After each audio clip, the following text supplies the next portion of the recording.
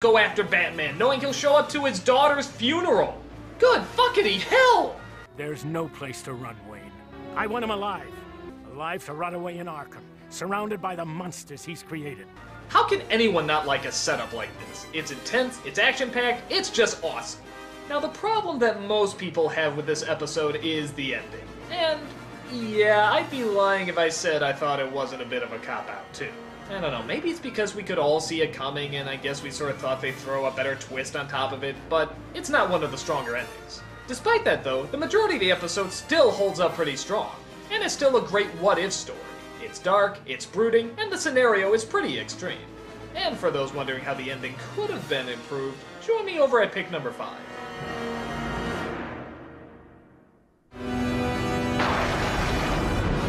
Number 5.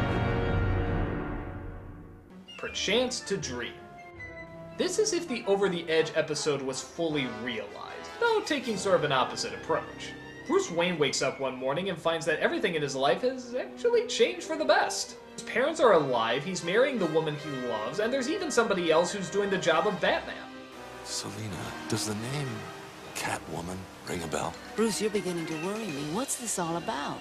He can't understand why, and even though everything is just how he's always wanted it, and even at one point starts to accept it, there's still a twinge of darkness that won't let him leave it alone. No. You're a lie.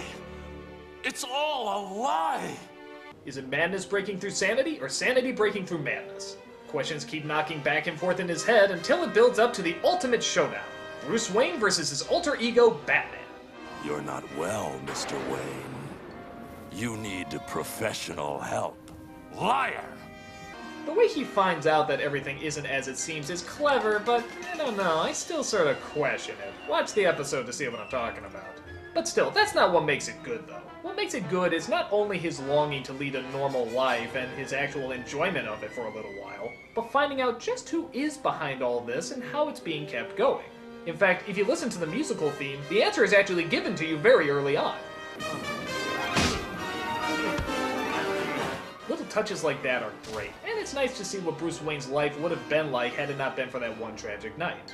It builds up the sadness and brings on the darkness. It's a dream that could never be, and even harder to let go.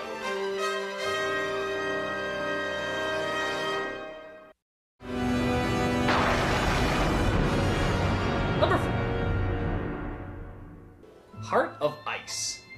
Much like how the show created Harley Quinn, they also recreated Mr. Freeze, giving him a very different and much darker backstory.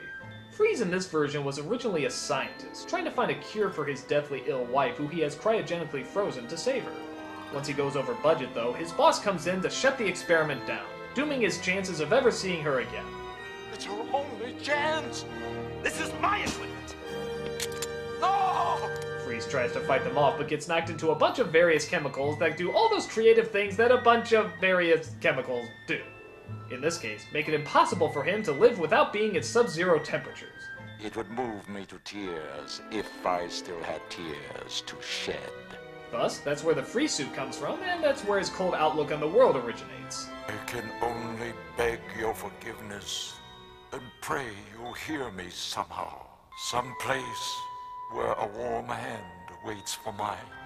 The backstory was so good that now everybody uses it. The comics, the graphic novels, the TV shows. Even Joe Schumacher, to his credit, knew how powerful the image of a frozen loved one looked. But that still doesn't excuse that, which I'll never... Never leave the cave without it. Don't tempt me, Clooney. The imagery this episode creates is always memorable and often duplicated. It's the kind of surreal imagery people love to use in Batman stories. And this is the episode that started it all. It made Freeze more than just a guy with a cool gun. It made him a Shakespearean tragedy. The music as well adds to the macabre wonder that the episode creates. The atmosphere in every respect is so heavy that the lines practically write themselves. To never again walk on a summer's day with a hot wind in your face and a warm hand to hold. Oh yes, I'd kill for that. A much better alternative than... Freeze well! that! Number 3. Trial. This episode brings up something that a lot of Batman fans have brought up for a while. With criminals like the Joker, Two-Face, and Clayface, is Batman doing more harm than he is good? Half the time it seems like he's almost created these villains. Does it turn out all along that Batman is actually the cause of the majority of misery in Gotham City? Well, all the famous villains get together to find out. They take over Arkham Asylum, capture Batman, and force the new district attorney to represent him. The only downside is... wait, those were all downsides. The district attorney thinks Batman is just as guilty as the rest of them. Not only does Batman create these so-called super criminals, he takes it upon himself to be their judge and jury with no regard for the legal system. These are actually very good points. They're issues that have haunted what Batman, as well as what any other superhero does for a long time. With the Joker as judge and Two-Face as the prosecution, the biggest gathering of villains in the show's history come together to see if they've been wronged by Batman's vigilanteism. I suppose you, like your friends, claim that Batman drove you to be a criminal? He did. You brainwashed and kidnapped a woman who rejected you. He was going to take her away from me. You could have respected her wishes. I'd have killed her first! It's a great episode not just for the issues it raises, but also for the fact that all of your favorite villains are in the same room. And the conclusion that the villains come to shows us once again why we love these villains and why they're so friggin' interesting to watch. It's a great idea, executed perfectly. The visuals are strong, the lighting is stylish, and it's just so awesome to see all your favorite baddies share the screen together. It's also great to see the DA go through her own story arc and come to her own unique conclusion while trying to juggle staying alive in a building of crazies. It's like a trial in Wonderland, you know, if it was done right. Trying to play to the sanity and order with a world that has little to none. That's all, folks. Number 2. Baby Doll. Many of you might remember my crossover review with CR on Familiar Faces with this episode, so you can probably get much more information about it there. But once again, it's an episode that is seriously overlooked. It's about an actress from a sitcom who has a rare disease that keeps her from growing taller. She was born with systemic hypoplasia, a rare condition that kept her from aging. Would you believe she was 20 years old in that clip?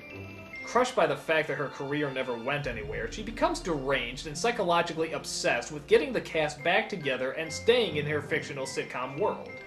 Mary Doll? Is this a joke? No, sillies. I'm Baby, member. Together again, forever and ever. While this sounds like a funny scenario, and they do point out the silliness of it quite often, it still keeps us grounded in what's causing it. It addresses the pain that our villain is going through, both with the prejudices of being a little person and being a celebrity, especially an out-of-work celebrity, to a point where you actually feel bad you were laughing at her in earlier scenes. They also acknowledge that she made mistakes that isolated her from her friends, and that she feels there's no other place that'll accept her anymore except in her own demented imagination. It was hard for me out there. I studied and trained and auditioned, but no one wanted me. Over the years, I remembered how happy I was with all of you around me and the folks at home watching me each week. Me. Baby Doll. They really dive into what it means to make mistakes, adjusting to them, and having to live with the changes in your identity. Like many great Batman villains, she comes off as being creepy, intimidating, and also kind of funny. But it's the third act that really becomes the emotional tearjerker. I won't give too much away here, but let's just say it's one of the most heartbreaking moments in the Batman series. And given the lineup that we've had on the show, that's saying a lot. Why couldn't you just let me make believe? It's a great episode with a great villain and a great ending. It's easily among one of the best.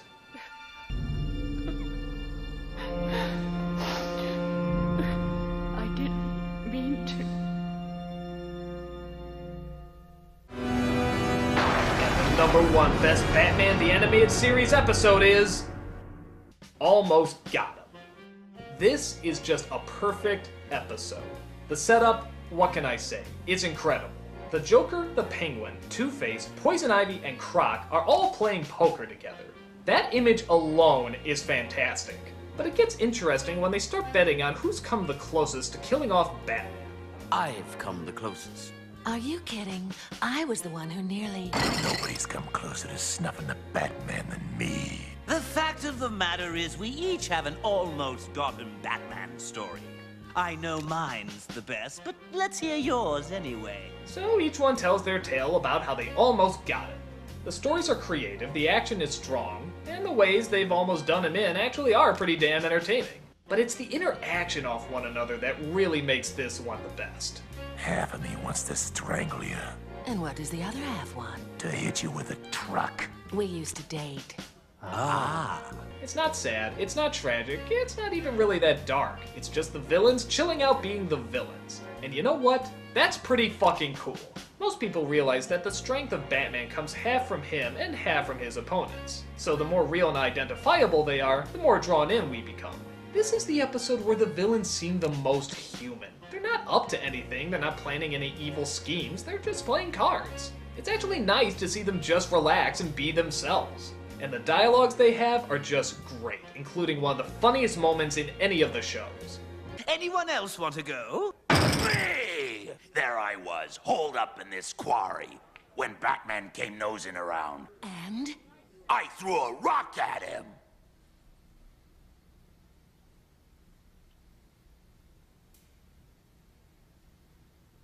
It was a big rock.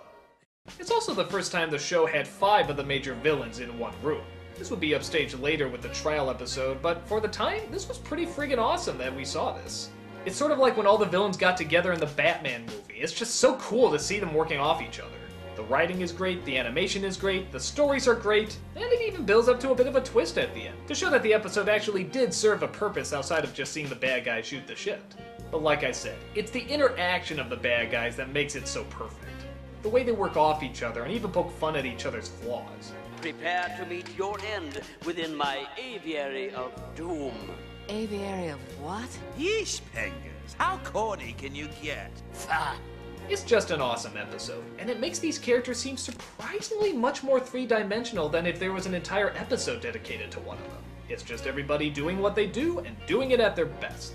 It's an absolutely perfect episode. Almost got him.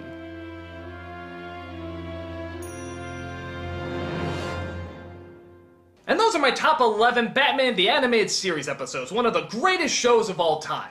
Now for those of you who didn't see your favorite episodes on the list, here's my runners-up. There you go. I'm the Nostalgia Critic, I remembered, so you don't have to.